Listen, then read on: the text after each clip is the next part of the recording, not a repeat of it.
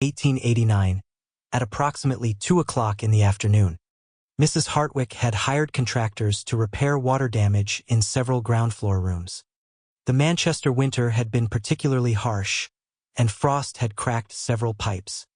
The workmen, led by a builder named Arthur Connolly, had been told to replace damaged floorboards in what had once been the boarding house's front parlor, the very room in the photograph.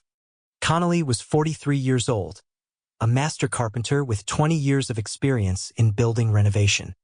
He'd seen his share of strange things beneath old floors: dead rats, lost jewelry, hidden bottles of gin, even a cache of letters from a long-ago affair. But nothing had prepared him for what he found that afternoon.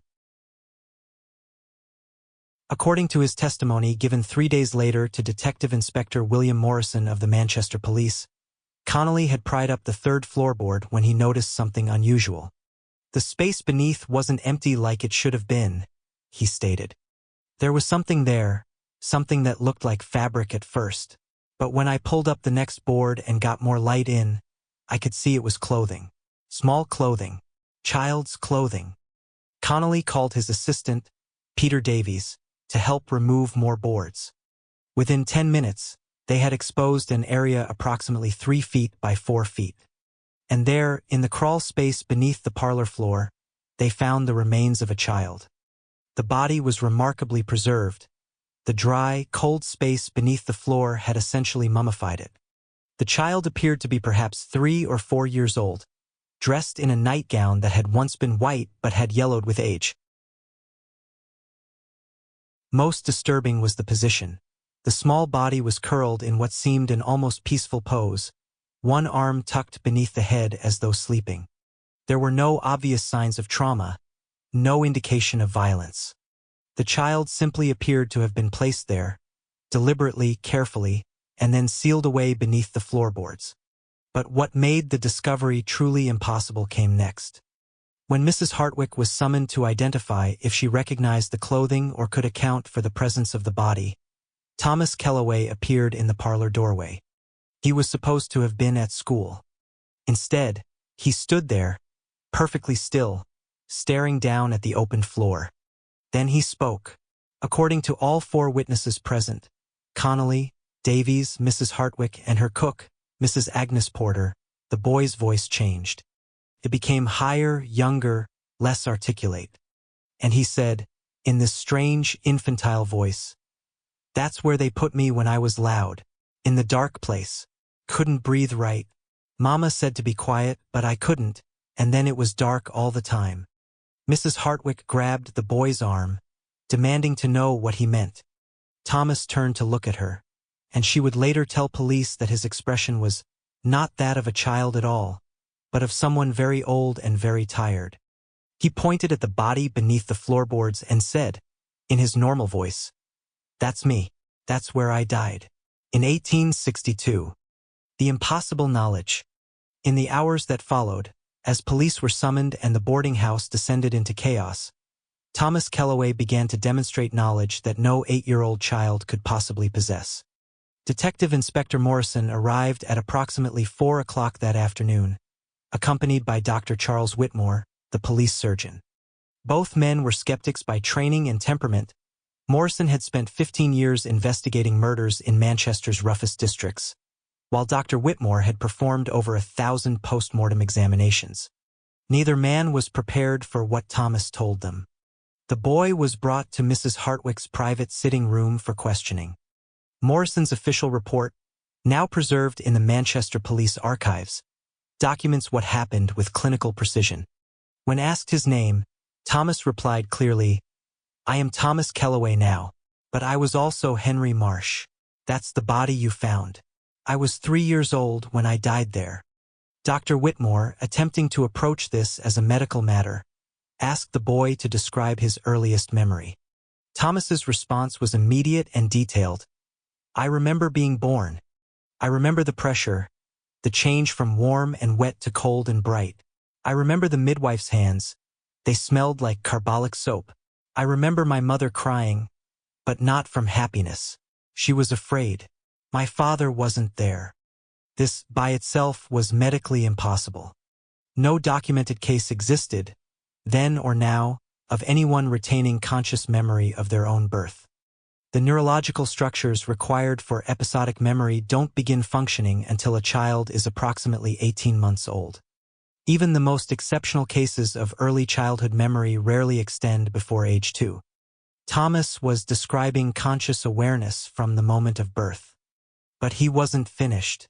Over the next 2 hours, Thomas provided details about life as Henry Marsh that Morrison was able to verify against public records.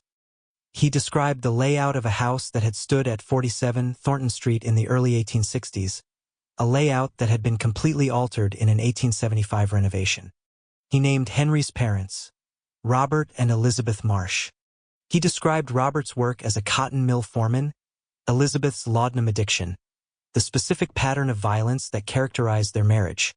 Most disturbingly, he described his own death with the detachment of someone recounting another person's story. "I had a cough," he said calmly. "It was winter, January, I think, in 1862. I coughed at night, and it made my father angry. He said I was keeping him awake, that he'd lose his position at the mill if he couldn't sleep. My mother gave me medicine, but it made me cough more. One night, my father picked me up from my bed. He was shouting. My mother was crying. And then he put me under the floor." The temperature in Mrs. Hartwick's sitting room was a comfortable 68 degrees, according to Morrison's notes. But when Thomas spoke about being placed beneath the floorboards, witnesses reported that the air became noticeably colder. Mrs. Porter, who had been standing near the door, told Morrison that she saw her breath mist in front of her face, though no one else reported this phenomenon. Thomas continued, "It was very dark. I could hear them walking above me. I could hear my mother crying. I tried to call for her, but the space was too small. I couldn't get enough air to make loud sounds. I think I was there for a long time, maybe a day, maybe 2 days. It's hard to remember time from then. Eventually, I just got very sleepy and cold. And then I wasn't there anymore." Dr. Whitmore, attempting to maintain scientific skepticism, asked Thomas to describe the sensation of dying. The boy's response was immediate. "It's like sinking into dark water. Everything gets distant and soft. Sounds become muffled. You can't feel your fingers and toes anymore. They go away first. Then your arms and legs. And finally, even your chest stops feeling like part of you. It doesn't hurt. It just stops." This was not how an 8-year-old child should speak about death. This was the description of someone who had experienced it. The pattern emerges. Over the next 3 days, as police investigated the discovery at 47 Thornton Street, Thomas Kellaway's impossible knowledge expanded in ways that defied rational explanation. Morrison assigned a constable to stay with the boy continuously, documenting everything he said. The resulting reports fill 43 pages in the Manchester Police Archives and represent one of the most thoroughly documented cases of impossible memory in Victorian-era records. Thomas began describing other lives. Not just Henry Marsh, but others. On the evening of March 13th, he told Constable Robert Green about being a girl named Sarah Hartley, who had drowned in the River Irwell in 1871 at age 6. He described the sensation of water filling her lungs with a precision that disturbed even the hardened constable. "The first breath of water doesn't hurt. It's the second and third that burn. And then there's a moment when your body just gives up trying to fight it, and everything becomes very quiet underwater. You can hear your own heartbeat slowing down. That's when you know you're leaving." Morrison sent a clerk to search death records. Sarah Hartley had existed. She had drowned in the Irwell on August 14, 1871, at age 6. The coroner's report listed death by drowning. Thomas provided details about Sarah's last day that didn't appear in any public record: the color of the dress she'd been wearing, the name of the friend she'd been playing with, the specific section of riverbank where she'd slipped and fallen. How could Thomas possibly know these things? He was 8 years old in 1889. Sarah Hartley had died 18 years earlier. Even if Thomas had somehow heard about the drowning, there was no way he could know the intimate sensory details he described. No newspaper would have reported that Sarah's friend was named Margaret, or that Sarah had been carrying a doll with a cracked porcelain face. But the most disturbing pattern emerged on March 14th, when Thomas began describing a third life. This one was more recent. He told Constable Green about being a boy named William Kettering, age 7, who had died of scarlet fever in December 1887, barely 15 months earlier. Thomas described the progression of the illness with medical accuracy that would have been impressive in a trained physician, let alone a child. The rash starts on your chest and neck. It feels like sandpaper under your skin. Your throat swells until you can barely swallow. The fever makes everything seem unreal. You can't tell if you're awake or dreaming. Near the end, your heart races so fast it feels like it's going to tear itself apart. And then it does. Morrison verified this case as well. William Kettering had died on December 19, 1887, at his home on Greymare Lane in Manchester. Cause of death: scarlet fever. Thomas described the interior of the Kettering house with perfect accuracy, down to the specific arrangement of furniture in William's bedroom and the view from his window, a view that looked directly onto a factory chimney that had been demolished in February 1889, weeks before Thomas arrived at Mrs. Hartwick's boarding house. The pattern was impossible to dismiss. Thomas Kellaway appeared to carry the conscious memories of dead children. Not vague impressions or dreams, but specific, verifiable, detailed memories of lives he had never lived and deaths he should never have witnessed. The sensory details he provided, the smell of carbolic soap at birth, the taste of water in drowning lungs, the sensation of fever consuming a body from within, suggested that he hadn't just learned about these children. He had been them. Medical impossibility. On March 15, 1889, Dr. Charles Whitmore conducted a formal medical examination of Thomas Kellaway at Manchester Royal Infirmary. He was joined by Dr. Edward Pemberton, a specialist in nervous disorders, and Dr. Agnes Blackwell, one of the few female physicians practicing in Manchester at the time. All three doctors understood that what they were examining challenged the fundamental principles of medical science. Their collective report, preserved in the hospital's archives, documents an examination that found nothing physically wrong with the boy, and that, perhaps, was the most disturbing finding of all. Dr. Whitmore's physical examination revealed a healthy 8-year-old male child. Height: 47 inches. Weight: 52 pounds, slightly below average. Pulse: 72 beats per minute, normal for his age. Respiration: 16 breaths per minute, normal. Temperature: 98.4 degrees Fahrenheit, normal. Visual acuity: 20/20 in both eyes. Hearing: normal across all tested frequencies. Reflexes: appropriate and symmetric. No physical abnormalities detected. No signs of neurological damage. No evidence of head trauma, either recent or historical. The boy's skull showed normal proportions and no deformities. His pupils responded normally to light. His coordination was appropriate for his age. In every measurable way, Thomas Kellaway was a perfectly ordinary child. This made what was happening to him even more impossible to explain. Dr. Pemberton conducted a detailed neurological assessment. He tested Thomas's memory using standard techniques of the era, asking him to repeat lists of numbers, recall sequences of objects, remember stories after a delay. In all these tests, Thomas performed normally for his age. His short-term memory was unremarkable. His working memory functioned exactly as expected. But when Dr. Pemberton asked him to describe his earliest personal memory, Thomas provided the same impossible answer: being born, the pressure, the change from inside to outside. The first breath hurt. Air is rougher than water. Dr. Pemberton tried to explain this away as false memory, perhaps constructed from things Thomas had heard about childbirth. But Thomas insisted, "I don't remember being told about it. I remember feeling it. There's a difference between knowing something happened and remembering how it felt when it happened to you." The distinction Thomas drew was sophisticated, too sophisticated for an 8-year-old child, yet philosophically accurate. Memory researchers today recognize exactly this difference between semantic memory and episodic memory. Thomas appeared to have episodic memories that predated his own birth. Dr. Blackwell, approaching the case from a different angle, spent 3 hours with Thomas in what she called exploratory conversation. Her notes reveal a physician struggling to reconcile observation with possibility.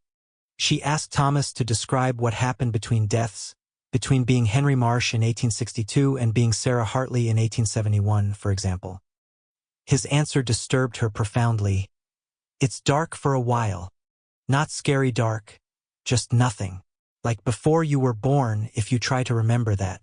And then there's a pulling sensation and suddenly you're being born again, but to different parents in a different place. You don't choose it. It just happens. Dr. Blackwell asked if he remembered anything from between these lives, any sense of existing as himself, as Thomas, during the gaps. He shook his head. I only remember the lives. Being born, living, dying, and then being born again, over and over. I've been 9 people that I remember clearly. There might be more that I've forgotten. The earlier ones are harder to remember, like regular memories fade when you get older. 9 people. If Thomas was telling the truth, and every verifiable detail he'd provided so far had proven accurate, he was claiming to carry the conscious memories of 9 separate human lives, stretching back decades. The medical implications were staggering. The human brain stores memories through physical changes in neural connections. Memories are essentially patterns of activity strengthened through repetition. But Thomas's brain was only 8 years old. The neural patterns that stored his memories of Henry Marsh's death in 1862 couldn't possibly exist in a brain that hadn't been formed until 1881. Dr. Whitmore's conclusion, written with obvious reluctance, stated, "The subject presents no physical pathology that could account for his apparent memories of deceased children. If we accept that his knowledge is genuine, and the verification of his statements suggests we must, then we are confronted with a phenomenon that has no medical explanation. Memory, as we understand it, is a function of brain tissue, cannot transfer between individuals, cannot persist after death. Yet this child demonstrates detailed, accurate memories of experiences that occurred before his birth, to bodies that are not his own. Science offers no framework for understanding this. I can only report what I have observed and acknowledge that I cannot explain it." The interrogation. Dr. Edward Pemberton requested permission to conduct what he called an extended interview with Thomas, hoping that intensive questioning might reveal some rational explanation, deception, coaching, exposure to documents or stories that could account for his knowledge. Detective Inspector Morrison agreed, and on March 16, 1889, Pemberton spent 8 hours with Thomas in a private room at Manchester Royal Infirmary. A stenographer, Miss Julia Clark, recorded the entire conversation. The transcript runs to 93 pages and makes for deeply unsettling reading. Pemberton began by asking Thomas to describe each life he remembered, in chronological order. The boy complied with disturbing clarity. The first life he could recall with any detail was a girl named Ann Cooper, who had died in a workhouse fire in 1847 at age 5. Thomas was born in 1881, 34 years after Ann's death. Yet he described the fire with visceral precision. The smoke came first. It was black and thick, and it made you cough until you couldn't stop. The flames made a sound like wind, but louder. The wooden beams cracked and fell. I remember being trapped behind a fallen timber, too heavy to move. The heat got worse and worse.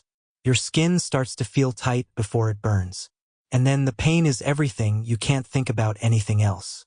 You try to scream, but the smoke has already damaged your throat. You can't make sounds anymore. Pemberton pressed him. How could he possibly remember this? Thomas's answer was simple and devastating. Because I was there. I felt it happen. The memories don't go away just because the body dies. The next life Thomas described was a boy named James Whitfield, who had died of typhoid fever in 1855 at age 4. Again, the details were medically accurate and disturbingly personal. He described the progression of the disease, the fever, the rose-colored spots on the chest, the delirium, the intestinal pain that made him double over and cry. He described the moment his bowel perforated and the sudden, sharp agony that made him shriek until he lost consciousness. These were not symptoms an 8-year-old child in 1889 would know about typhoid fever. These were the experiences of someone who had died from it. Pemberton tried every technique he knew to catch Thomas in a contradiction or to reveal some source for his knowledge. He asked about historical events that occurred during each life. Thomas could only describe what a young child would have noticed: family routines, the interiors of houses, the faces of parents and siblings. He had no knowledge of political events or news from those times unless it had directly affected his childhood. This was both reassuring and more disturbing. If Thomas were simply making things up, he would likely have invented grand historical knowledge. Instead, his memories had the limited, personal quality of actual childhood experience. The most chilling moment in the interview came when Pemberton asked Thomas how he died each time. The boy answered without hesitation, without emotion, as though recounting someone else's experiences. Buried alive beneath floorboards. Drowned. Scarlet fever. Diphtheria. A fall from a tenement window. Starvation during a harsh winter. Each death was described with the same disturbing detail: the physical sensations, the fear, the moment when consciousness finally ceased. Pemberton asked, "Do you understand that what you're describing is impossible? That memories cannot transfer from one person to another? That consciousness ends with death?" Thomas looked at him with those large, dark eyes and replied, "I understand that's what you believe, but I remember dying. I remember it 9 times. Either I'm insane, or what you believe is wrong." Pemberton had no response to that. The final witness. On March 18, 1889, a woman named Margaret Dobson came forward after reading newspaper accounts of the Thomas Kellaway case. She was 53 years old, unmarried, employed as a housekeeper for a wealthy family in Altrincham. She claimed to have information about one of the deaths Thomas had described. Margaret told Detective Inspector Morrison that she was the Margaret Dobson mentioned by Thomas, the childhood friend of Sarah Hartley, the girl who had drowned in the River Irwell in 1871. Margaret had been 9 years old at the time. Sarah had been 6. They had been playing along the riverbank on August 14, 1871, a date Margaret said she would never forget. Morrison brought Margaret to meet Thomas. She had not seen the boy before and had no idea what he looked like. When she entered the room at Manchester Police Station where Thomas waited, she froze. According to Morrison's report, she went pale and grabbed the doorframe for support. "Those are Sarah's eyes," she whispered. "That's exactly how Sarah used to look at things." Morrison asked Margaret to describe what happened on the day Sarah drowned. She confirmed details Thomas had already provided. Sarah had been wearing a blue dress with white flowers. She had brought her doll, the one with the cracked face. They had been playing near the water, collecting smooth stones. Sarah had waded in too far, lost her footing, and been pulled under by the current. But then Margaret provided a detail she said she had never told anyone, a memory that had haunted her for 18 years. "After Sarah went under, I saw her face one more time when the current brought her back up. She was looking right at me, and she wasn't struggling anymore. She just looked sad, like she was sorry to leave me there alone.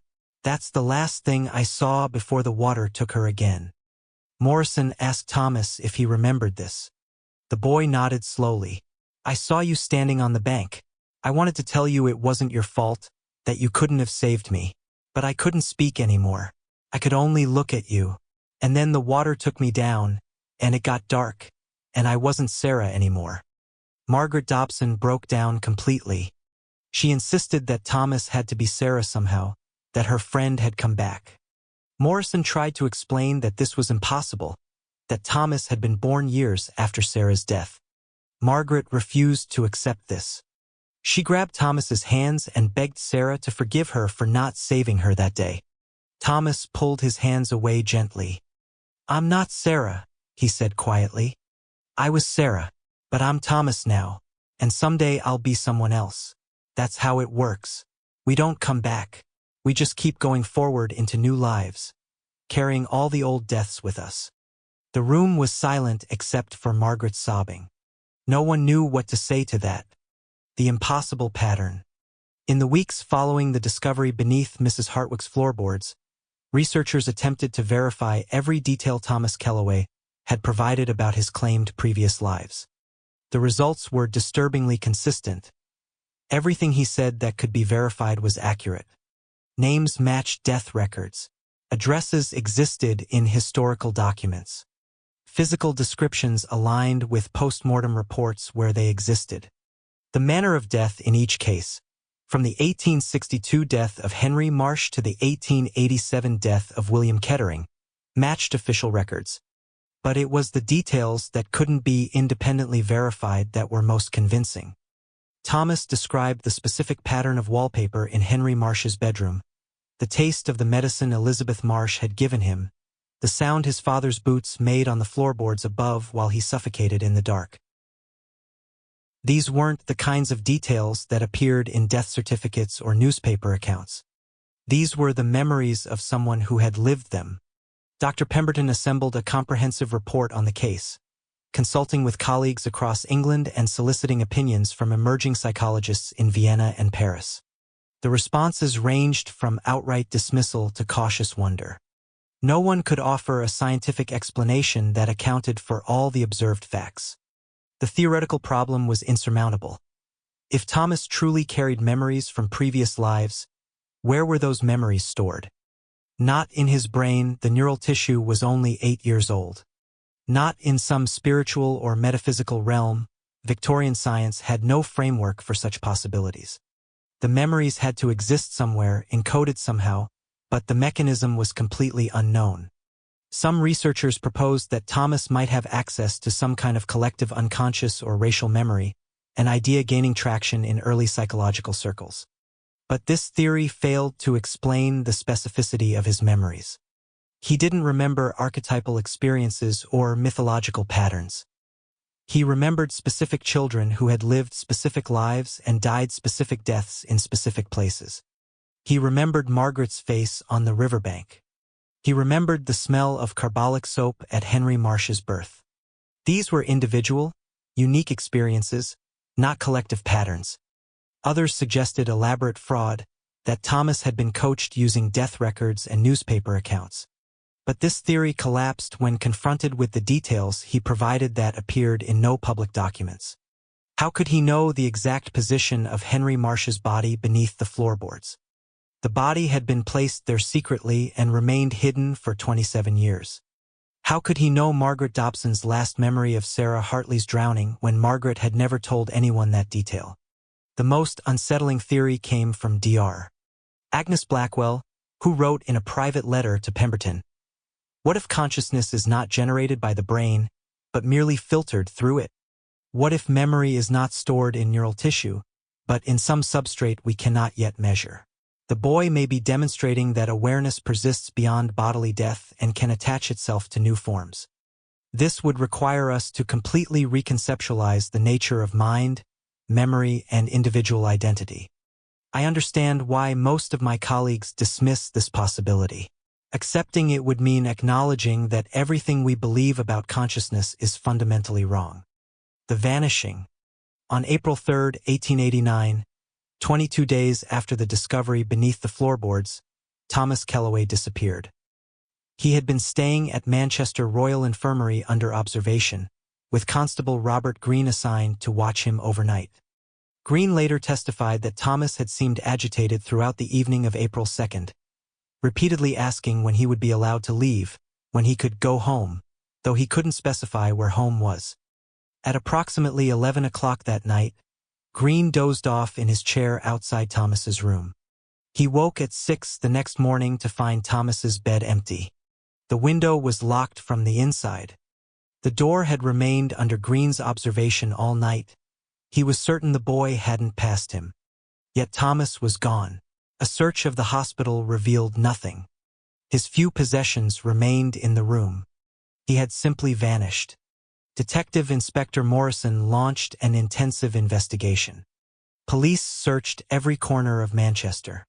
Notices were posted. Railway stations were watched. But Thomas Kellaway was never seen again. It was as though he had simply ceased to exist. In the months that followed, Morrison continued investigating the case, trying to make sense of what had happened. He tracked down the solicitor who had brought Thomas to Mrs. Hartwick's, Mr. Gerald Pemberton, except there was no Gerald Pemberton registered with any solicitors' society in England. The man had been an impostor. The money he'd paid for Thomas's room had been real enough, but its source remained unknown. Morrison also discovered something that had been overlooked in the initial investigation. Thomas Kellaway's birth record didn't exist. There was no registration of his birth in 1881 or any surrounding year. He had no official existence. He was a ghost child, appearing from nowhere, carrying impossible memories, and vanishing back into nothing. The body found beneath the floorboards was identified through historical records as Henry Marsh, deceased in 1862. The coroner determined death by asphyxiation. Henry's parents, Robert and Elizabeth Marsh, had both died in the 1870s without ever being charged with their son's murder. The case was officially closed, listed as a historical death with no possibility of prosecution. But in the official file, Detective Inspector Morrison included a personal note that was discovered years later when the archives were catalogued. "I believe the boy was telling the truth. I believe Thomas Kellaway carried the memories of Henry Marsh and 8 other dead children. I believe he remembered dying 9 times. And I believe he disappeared because he was about to die again, and perhaps he knew it, and perhaps he went somewhere he could do it quietly without doctors and policemen watching. God help him. God help us all if what he said was true." The legacy of remembering. The Thomas Kellaway case was quietly archived by Manchester police. No official conclusion was ever published. The newspapers, which had covered the initial discovery with sensational headlines, gradually lost interest as the story became stranger and less explainable. By the summer of 1889, most people in Manchester had forgotten about the boy who claimed to remember dying. But the case didn't disappear entirely. Medical journals occasionally referenced it in articles about memory disorders or dissociative conditions. Researchers interested in childhood psychology cited it as an example of confabulation or fantasy-prone personality. Almost universally, these later analyses dismissed Thomas's claims as delusion, fraud, or mental illness. The alternative, that he was telling the truth, was too disturbing to seriously consider. Yet there have been other cases, scattered through history, that bear unsettling similarities. In 1907, a girl in Liverpool named Emma Hartwell, age 7, claimed to remember drowning in a shipwreck that had occurred in 1893, 4 years before her birth. She provided details about the sinking that matched survivor accounts but had never been published in newspapers. In 1923, a boy in Glasgow named Robert McIntyre described dying of diphtheria in 1909 with medical accuracy that disturbed the physicians who examined him. In 1941, during the London Blitz, a child pulled from bombed ruins spoke for several hours about dying in a factory fire in 1889, in Manchester at a cotton mill where Robert Marsh had worked as foreman. These cases are rare, poorly documented, and almost always dismissed. But they follow a pattern. Young children, usually between ages 6 and 10, who claim to remember previous lives that ended in childhood death. They provide specific, verifiable details. They describe the sensations of dying with disturbing accuracy. And often, they disappear before reaching adolescence, vanishing as mysteriously as they appeared. Modern psychology has no category for these children. Reincarnation researchers have studied thousands of cases of children claiming past life memories, but most of these involve memories that begin after age 2 or 3 and fade by age 7. The Thomas Kellaway type, memories stretching back to birth or before, memories of dying, memories that persist beyond the usual age of forgetting, falls outside even the reincarnation literature. In 2003, researchers at the University of Manchester's Department of Psychology attempted to review the original documents from the 1889 case. They found that most of the material had been destroyed in a 1940 fire during the Blitz. What survived, Morrison's reports, Dr. Pemberton's interview transcript, Dr. Whitmore's medical examination, is fragmentary but consistent.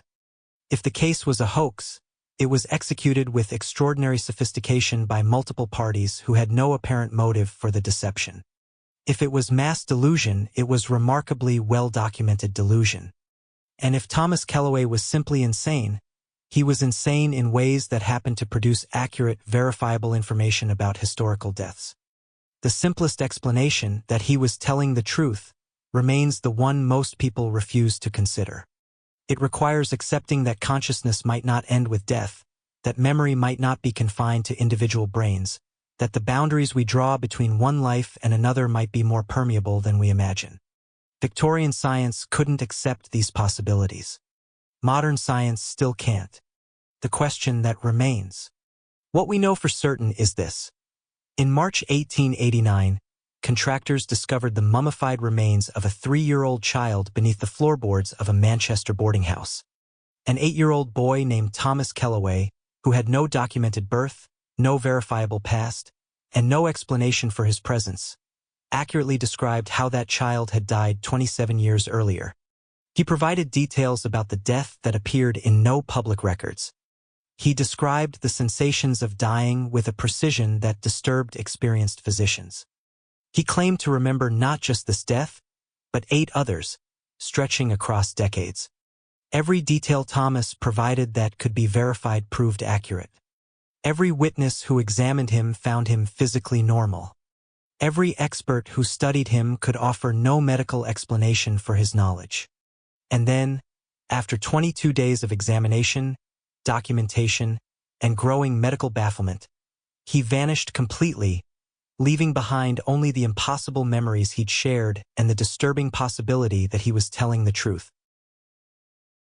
For over a century, the case has been dismissed, explained away, or simply forgotten. Yet the evidence remains, preserved in fragmentary archives. The testimony of police officers who had no reason to lie, medical reports from physicians who staked their reputations on accuracy, verification of historical details that couldn't have been known through normal means. If we accept the documentation at face value, and no one has ever proven it fraudulent, then we're left with a mystery that challenges the fundamental assumptions we make about consciousness, memory, and the nature of death itself.